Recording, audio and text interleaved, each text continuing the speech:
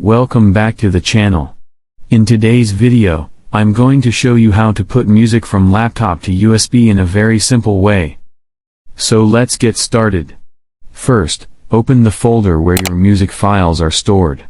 In my case, I have a folder called Not that contains my audio files. Now select the music file or files that you want to transfer to your USB drive.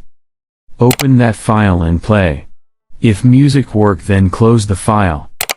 After selecting the files, right-click and click on Copy. You can also press Ctrl+C on your keyboard. Now open this PC or my computer.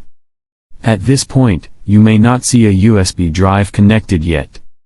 So now plug your USB flash drive into your computer's USB port and wait a few seconds. Once the USB is detected, you will see a new drive appear under Devices and Drives. It may be named something like USB drive, removable disk, or the brand name of your USB. Now open the USB drive by double-clicking on it. Inside the USB folder, right-click on an empty area and select Paste. You can also press Ctrl+V on your keyboard. The music files will now start transferring from your laptop to the USB drive. Depending on the file size, this may take a few seconds or a few minutes.